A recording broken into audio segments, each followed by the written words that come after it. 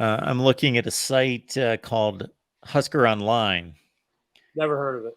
So, according to them, Thomas Fidone's having a good camp. Yeah, we heard from him today too. Anything come out of his mouth noteworthy? Well, I mean, obviously, he's missed the last 2 seasons with 2 devastating knee injuries, and he said the hardest thing in his life was, some of those rehab exercises you got to do are just they're killers. But finally he's healthy, and he's not. This is the first time he's had a fall camp since he committed, and he's really enjoying it and letting it loose. He's still wearing a knee brace. If you can watch our sights and sounds or our recap video, and you see that knee brace on there. But he's finally able to do the football moves that he used to be able to do before his 2 injuries, and really, it's really with him. He is such a like person as Matt Rule is, and that's why they get along so well. Is that they both keep demanding more of themselves each and every day, and they're never satisfied. And he wants to be the best tight end in the country, and he's going to fight and do everything possible to achieve that goal. So, I've known Thomas for a long time. He's never had a lack of confidence, and he's still a very, very confident dude for not even catching a pass or making a block or running down the field on a kickoff team yet in his college career.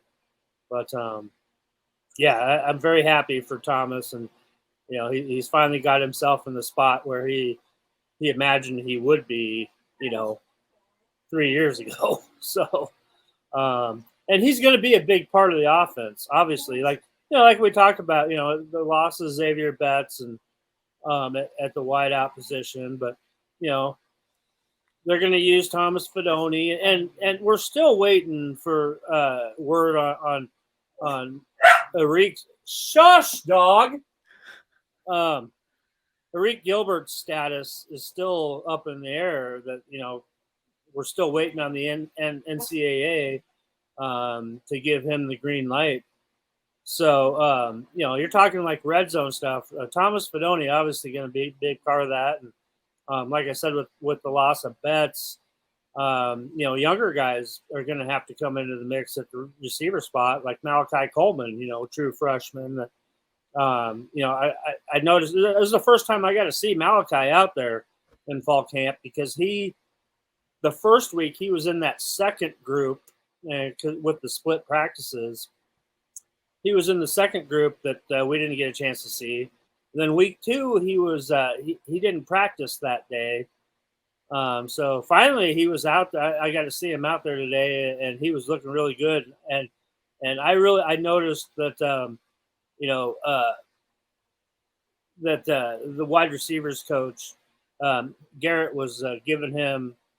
Garrett McGuire was paying him extra attention in the drills that I was watching and filming, and you could really tell that I think that that they're really trying to get Malachi ready to go, because you got some other guys too that really liking, like you have a couple of walk-ons, like Alex Bullock is looking really good, Ty Hahn, another one.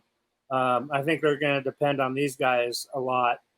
And then you open up the door for some of the younger guys too. Jaden Doss was a highly recruited wide receiver coming in here.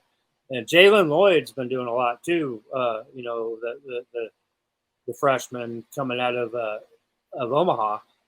And, so a lot of these guys, I mean, they're right now. They're going to depend on, obviously, if Marcus Washington gets back, which we think is going to happen, and obviously you got Billy Kemp and Isaiah Garcia Castaneda.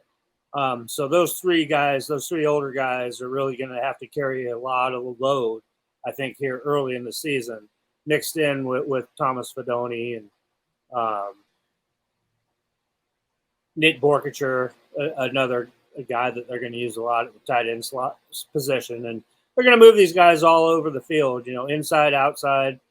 So they've got a lot of guys to play with. There are a lot of weapons to play with. Just kind of got to see how it plays out. I mentioned earlier with Arik Gilbert that there's still no word on his eligibility yet. So Coach Real actually talked about that the other day, and you can tell how disgusted he is without having heard anything yet. And, he can't really comment on much, but says he'll be really disappointed in a lot of people if he does not get his eligibility. Mm. Well, I know that there was, I don't want to call it a similar situation, but a player going to a third school from Miami to Florida State, Daryl Jackson, he's a defensive tackle. He was at Maryland, played at Miami last year, has a family issue, health issue with his mom. Yeah. Wants to get back closer to Tallahassee, and he was denied. Yeah. It's kind of crazy with the transfer portal and stuff that they can actually hold something like this up. Yeah. I don't know. This waiver has been in for how many months and it's still not been addressed. So I don't know. But he's out there every day busting his butt. So yeah, well, he's a big target and has a ton of talent. Big weapon if he gets his waiver. So yeah.